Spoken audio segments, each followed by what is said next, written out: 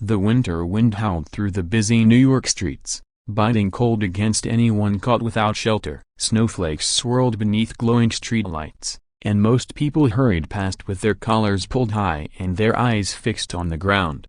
But Ethan Carter wasn't like most people. He was a CEO, yes, a powerful, wealthy, the kind of man newspapers liked to call untouchable. But when he walked hand in hand with his 6-year-old daughter, Lily, he wasn't the CEO of Carter Enterprises, he was just daddy. That night, after leaving the office late, Ethan promised Lily hot cocoa and a bedtime story. As they crossed the park toward the parking garage, Lily suddenly tugged on his coat. "Daddy," she whispered, her small voice trembling. "Look." By the bench near the frozen fountain sat a young woman, her arms wrapped around a bundle of thin blankets. Her face was pale, her lips chapped, her hair tangled, and in her arms a broken bar, a baby. The child was barely moving. "Daddy," Lily's voice broke, "her baby is freezing." Ethan froze. He had passed homeless people before, always convincing himself that someone else in charities, shelters, Internia would step in,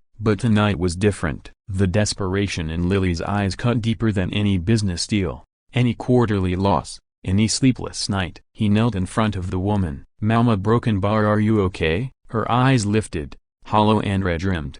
"Please," she whispered, her voice hoarse. "My baby a broken bar." She hasn't stopped shivering. "A broken bar, I don't know where else to go." Ethan felt his chest tighten. The baby's tiny fingers peeked from the blanket, turning bluish from the cold. Without another thought, he removed his own cashmere coat and wrapped it around the baby. "We're taking you somewhere warm," he said firmly. The woman shook her head. "No, a broken bar, I can't." "Peeply broken bar, they don't trust me, they think ma." Ethan interrupted. "I don't care what people think. Right now, you and your baby need help." Lily slipped her mittens off and gently slid them over the baby's tiny hands. "It's okay," she whispered. "You can trust my daddy. He always keeps his promises." Tears welled in the woman's eyes. For the first time in a long time, someone wasn't looking at her like a mistake.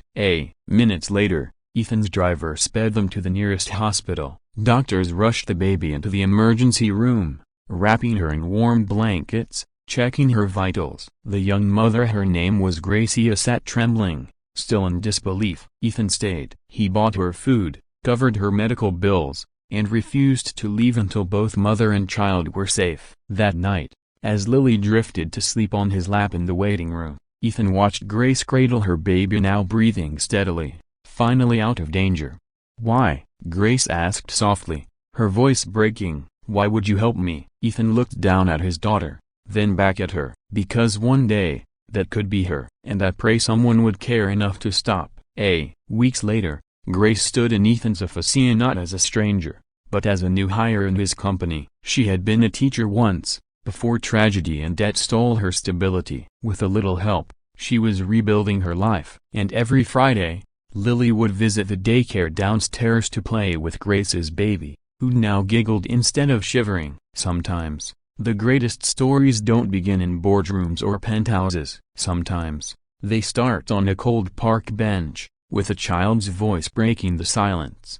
"Daddy, her baby is freezing." And sometimes, the smallest act of compassion can save not just one life. The days that followed felt like a blur for Grace. She had gone from clutching her baby on a freezing park bench to sitting in a warm apartment provided by Ethan's foundation. At first, she couldn't believe it was real. Kindness this pure was something she thought only existed in stories. One evening, as she tucked her baby into the crib Ethan's team had brought, she whispered through tears, "You're safe now, sweetheart." "We're safe." Meanwhile, Ethan found himself thinking about Grace more than he expected. It wasn't attraction, it was something deeper. A reminder. His late wife, Lily's mother, had once told him, "Never forget where you came from. Use your success to lift others." For years, he buried that advice beneath meetings, mergers, and million-dollar deals. But Grace's fragile plea for her child had woken something inside him. One snowy Saturday, Lily begged, "Daddy, can we invite Grace and her baby over for pancakes?" "Please." Ethan chuckled. "Pancakes, huh? You're turning into quite the hostess." Within an hour, Grace arrived nervously, holding her baby, who now looked healthier, wrapped in a pink onesie. Ethan flipped pancakes while Lily proudly set the table. As they ate, laughter slowly filled the penthouse. Grace's eyes softened. This was the first time in months she felt part of a family again. Then Lily, with a child's innocent wisdom, looked up and asked, "Gracie, a broken bar, can I call your baby my sister?" Grace's eyes welled instantly. She nodded, unable to speak. Ethan's chest tightened. For all his wealth, nothing had ever made him feel richer than this moment. But not everyone approved. At the next board meeting, Ethan's senior partner sneered, "Carter, do you know what the media will say when they find out you've taken in a homeless woman? It could ruin our image." Ethan leaned forward, his voice calm but unshakable. "If compassion ruins our image, then maybe it's time we change what this company stands for." The room went silent. Weeks turned into months. Grace thrived in her new job as head of the company's literacy program. Her baby grew stronger each day, often crawling across Lily's playmat during office visits. One afternoon, Ethan overheard Grace reading to the daycare kids. Her voice, gentle yet steady, carried hope in every word. He realized then, Grace wasn't just rebuilding her life, she was breathing life into others too. Later that night, Lily climbed onto Ethan's lap and whispered, "Daddy, I think Mommy in heaven sent Grace and her baby to USA broken bar so we wouldn't feel lonely anymore." Ethan kissed the top of her head, tears threatening to fall. "Maybe you're right, sweetheart." The story that began with a freezing night had grown into something far greater, a reminder that family isn't just about blood.